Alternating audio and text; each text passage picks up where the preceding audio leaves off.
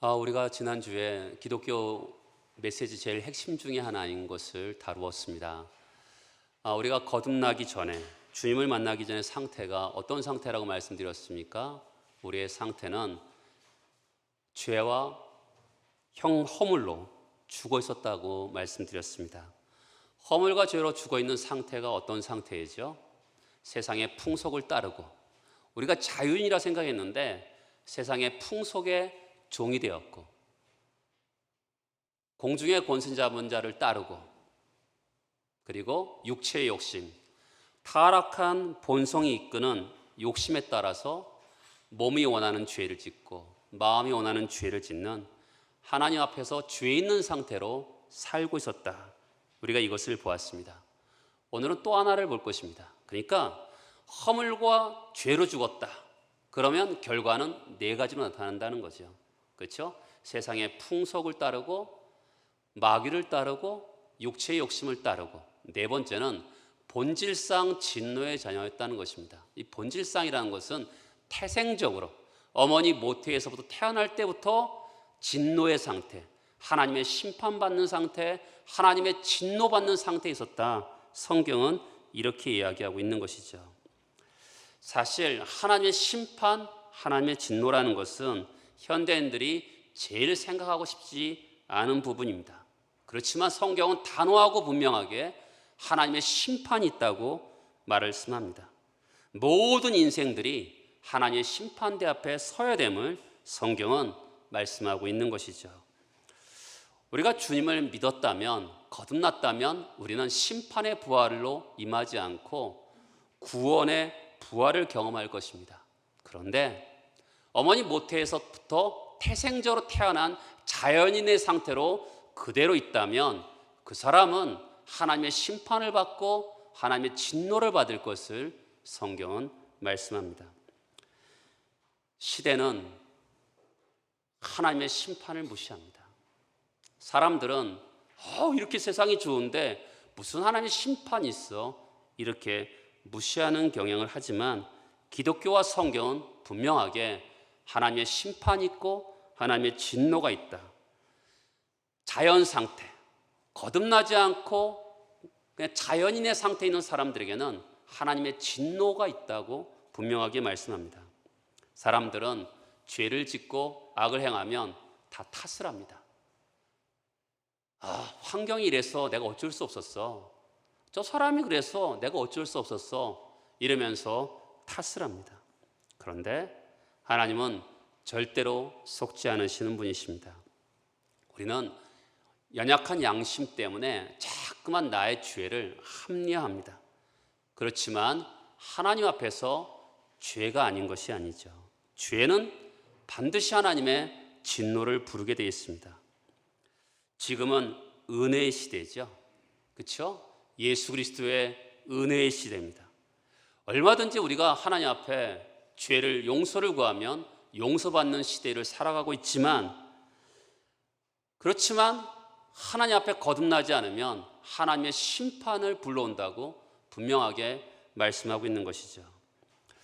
어떤 사람들은 이렇게 얘기합니다. 하나님의 진노, 하나님의 사랑. 좀 어떻든 이렇게 대립되는 성향이 있잖아요. 어떻게 하나님께 사랑이 많으신 분이 진노할 수 있어? 그러면서 지나가려고 합니다. 우리는요, 2차원적입니다.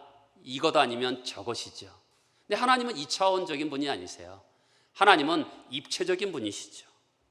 그러니까 우리는 보통 우리가 2차원적이기 때문에 하나님을 우리 수준으로 뚝 떨어뜨려 놓는 경향이 있습니다.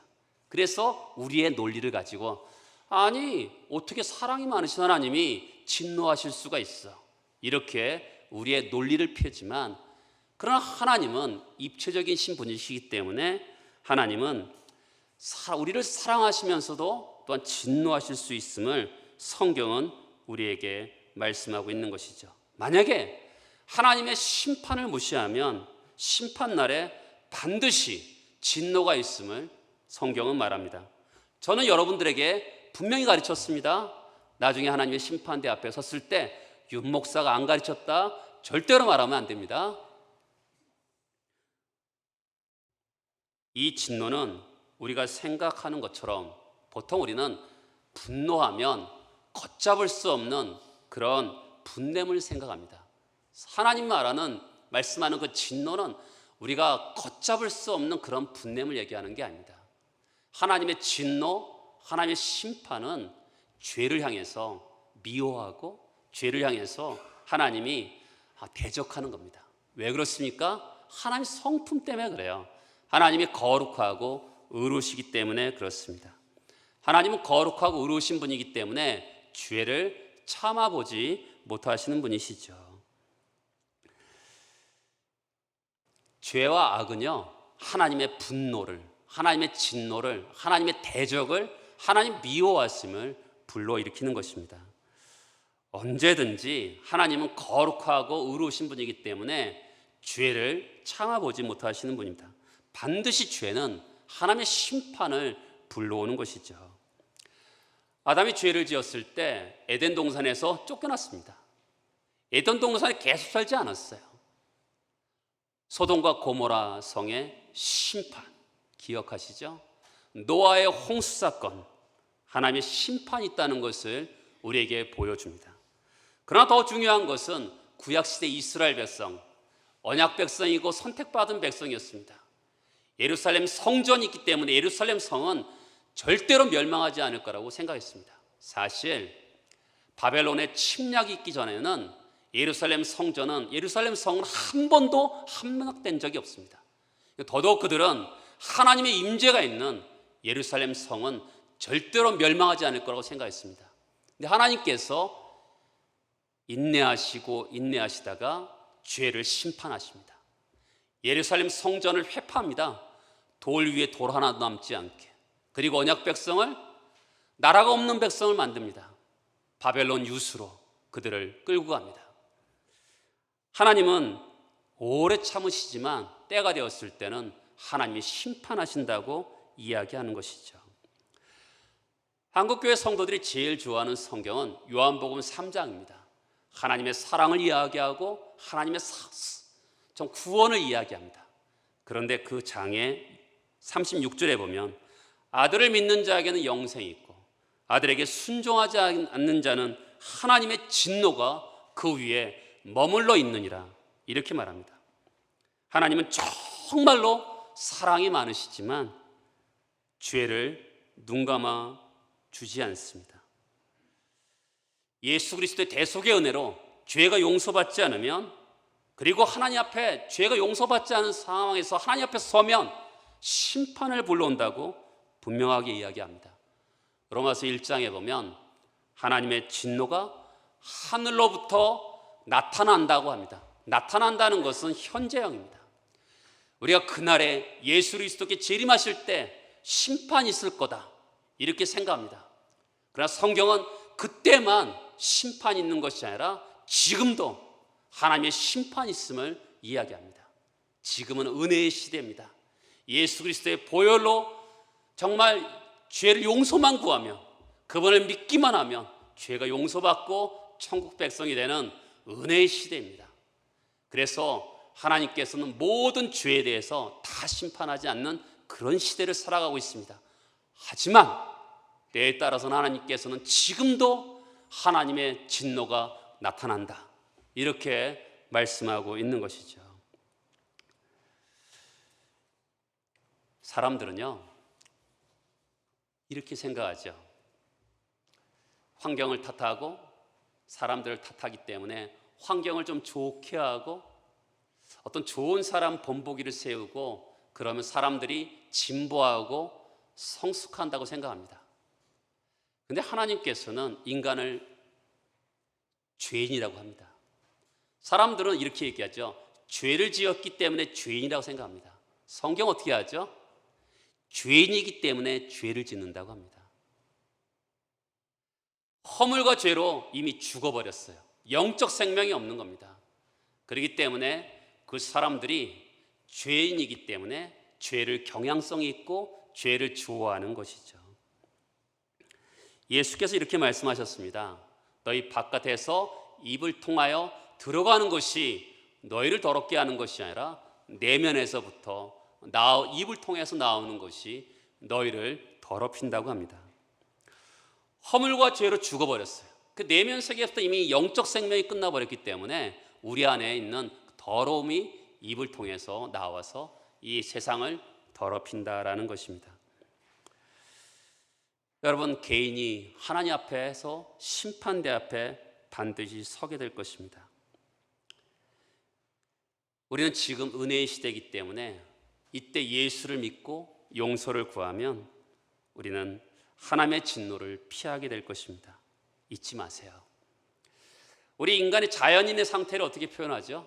태생적으로 우리는 허물과 죄로 죽어버렸고 세상의 풍속을 따르고 마귀를 따르고 육체의 욕심을 따르고 본질상 진노의 자녀인 것이 자연인의 상태였습니다. 그런데 오늘 우리는 복음을 듣습니다.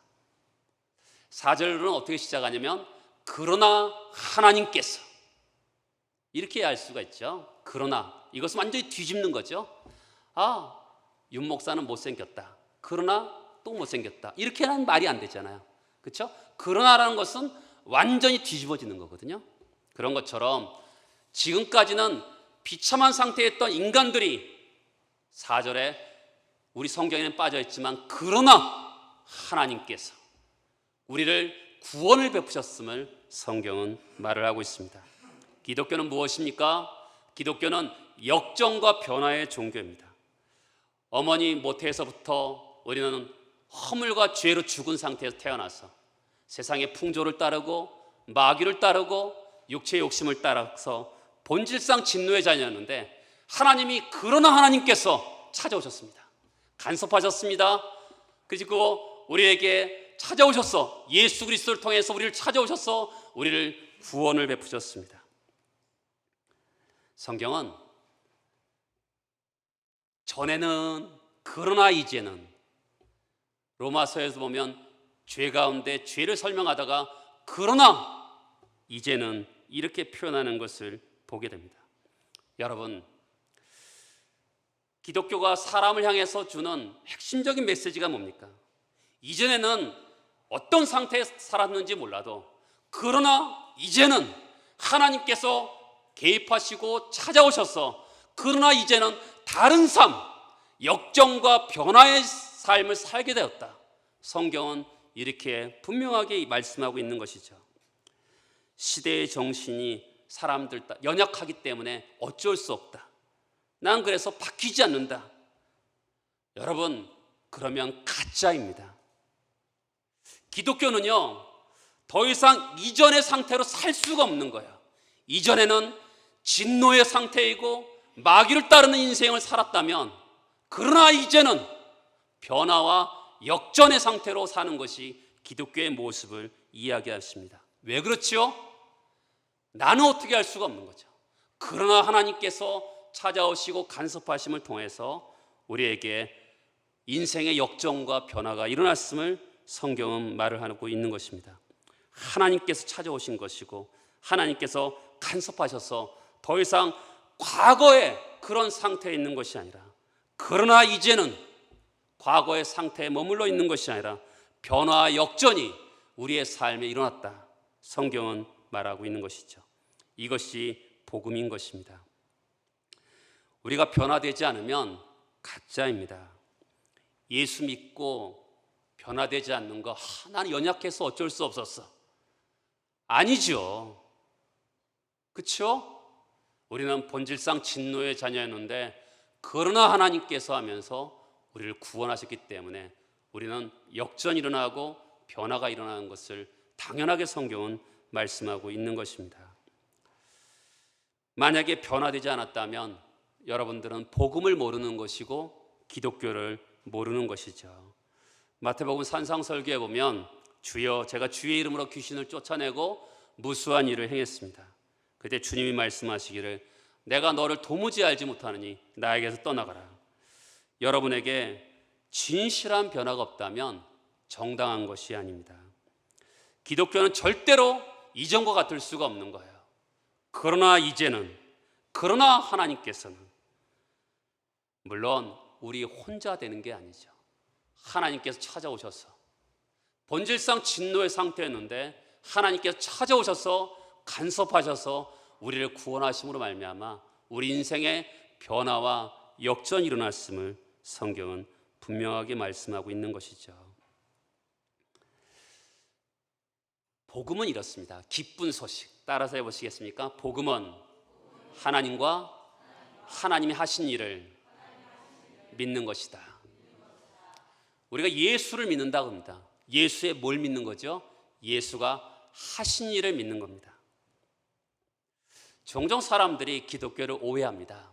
기독교는 뭔가 하지 말라, 그러니까 하지 않고 하라 해야 되는구나, 이렇게 기독교를 일반적인 종교처럼 생각합니다. 교회 갔더니 마음이 힘들었는데 위로와 격려가 되었다. 물론 기독교는 세상 종교와 버금대는 더 능가하는 윤리와 도덕이 있고 위로와 격려가 있습니다. 그러나 성경은 항상 강조가 인간에게 있지 않습니다. 하나님께 있는 거죠. 하나님께서 아까 말씀드렸잖아요. 복음이라는 것은 하나님과 하나님이 하신 일을 믿는 겁니다. 그러니까 하나님께서 뭘 하셨나? 그러니까 하나님이 하신 일을 믿음을 통해서 그 믿었을 때, 하나님이 나에게 이렇게 하셨구나 깨달음을 통해서 우리 나 하지 말아야지, 해야지, 이렇게 연결되는 것이죠. 우리가 인생의 역전과 변화가 일어났는데 어떤 이유에서 있었던 것이죠? 그것은 하나님이 성품 때문에 그렇습니다. 죽어 있었잖아요. 근데 살았어요. 이유가 뭡니까? 하나님의 성품입니다. 하나님이 나를 사랑하셨다. 나가 무슨 사랑할 만한 이유가 있나? 하나님이 나를 긍휼히 여기셨다. 불쌍히 여기셨다. 그러면 하나님이 내가 뭔가 불쌍한가 보다. 아니죠. 우리는 심판받아 합당한 자들입니다. 우리가 자꾸 어떤 것이 있기 때문에 하나님이 나를 사랑하시고 불쌍히 여기셨다고 생각합니다. 우리는 쓸만한 것이 하나도 없습니다. 종종 이렇게 생각할 때도 있습니다. 하나님이 구원에 넣고 보니까 저 사람 쓸만하네. 그런 거 없습니다. 우리는 불량품이에요. 쓸만한 것은 천사를 부리면 되는 것이지 꼭 우리에게 하겠습니까? 그러면 하나님 우리를 구원하시는 이유가 뭘까요? 그것은 하나님의 속성입니다. 우리를 살리시는 것은 하나님의 성품이죠. 4절에 보면 긍휼이 풍성하신 하나님. 자, 첫 번째 우리를 살리시는 하나님의 속성은 뭡니까? 긍휼입니다. 긍휼이라는 것은 심판과 형벌이 마땅한 자예요. 그런데 심판과 형벌을 행하지 않고 그에게 호의를 베푸는 것입니다. 그러니까 우리가 비참한 인생, 진노의 상태에서, 하나님 심판받을 상태에서 우리가 구원받은 이유가 뭡니까? 우리가 심판받아 마땅한 자인데 하나님이 우리를 불쌍히 여기셨기 때문에 호의를 베풀어서 심판받지 않고 하나님의 진노를 받지 않는 상태가 이 하나님이 긍휼히 여기셨기 때문에 그렇습니다. 우리가 비참한 상태에서 우리가 역전이 일어난 이유가 뭘까요? 다시 4절에 보면 긍휼이 풍성하신 하나님이 우리를 사랑하신 그 큰 사랑을 인하여, 그 큰 사랑, 위대한 사랑 때문에 우리를 구원하셨다는 것입니다. 우리는요, 좋아한다, 사랑한다를 헷갈려합니다.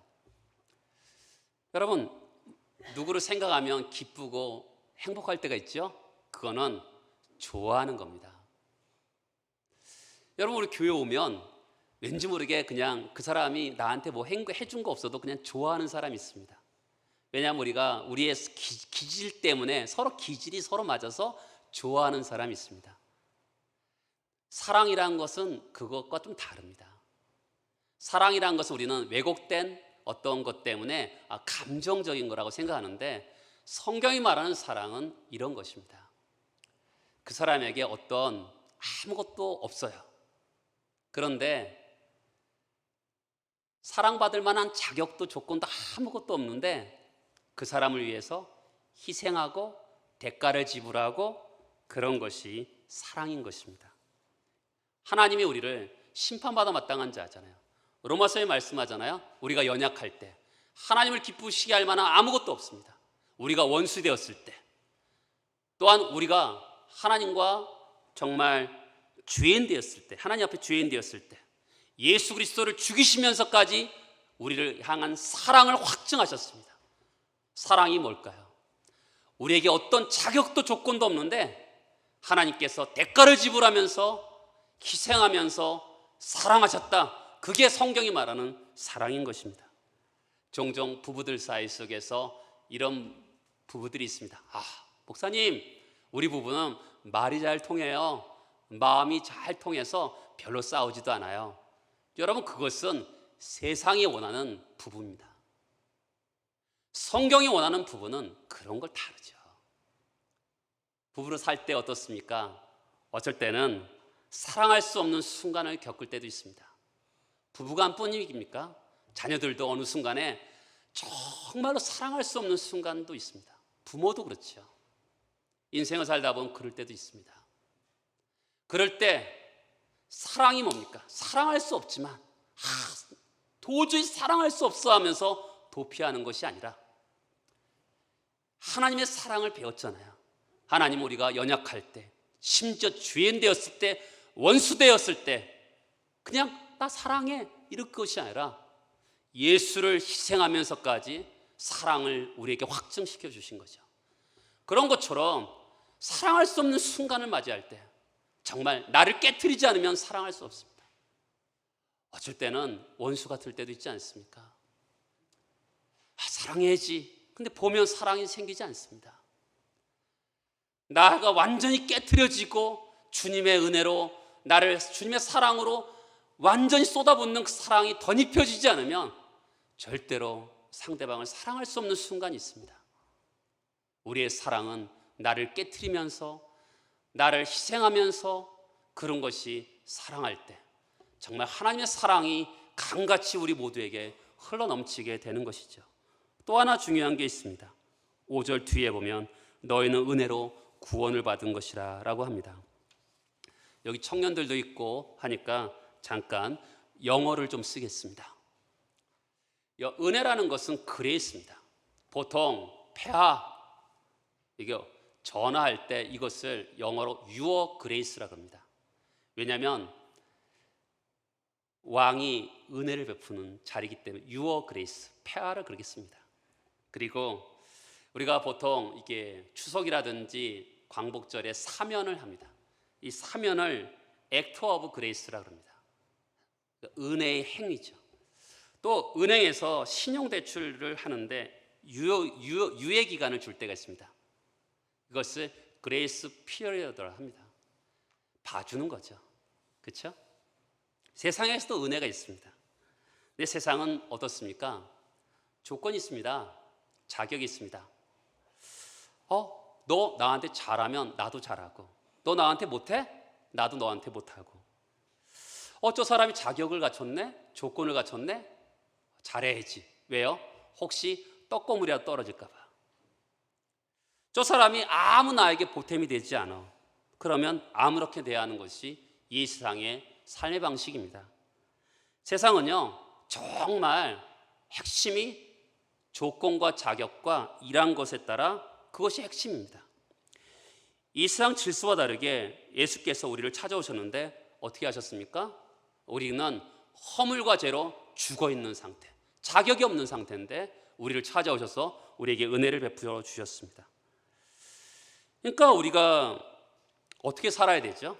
이 세상은 은혜의 세상이 아니라 자격과 조건과 일한 것에 따라 상대방을 대우하는 세상입니다. 그런데 다른 세상이 열린 거죠. 은혜의 시대가 열린 겁니다. 은혜라는 것은 자격과 조건과 공로가 없이, 일한 것 없이 전적으로 베풀어주는 호인 것이죠.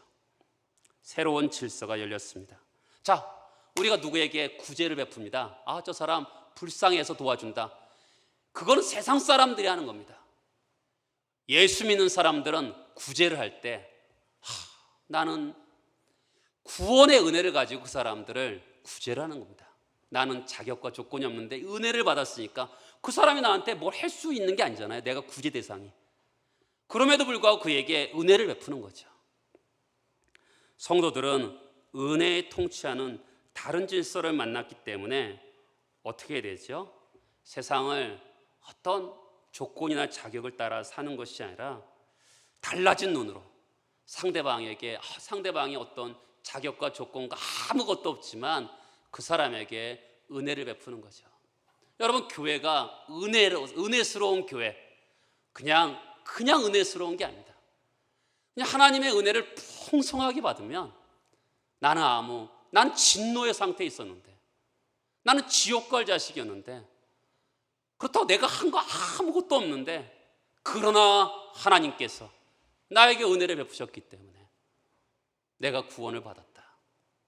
그런 은혜의 사고가 있으면요, 교회가 은혜로운 교회가 되는 겁니다. 상대방이 아무 조건도 없지만 그에게 선의를 베풀어 주는 것이죠. 아까 말씀드렸죠. 우리가 보통 사람들은 뭐뭐 해야 되고 하지 말아야 된다, 이런 어떤 의무감으로 살 때가 있습니다. 기독교는요, 나로부터 출발하는 것이 아니라 하나님으로부터 출발하는 겁니다.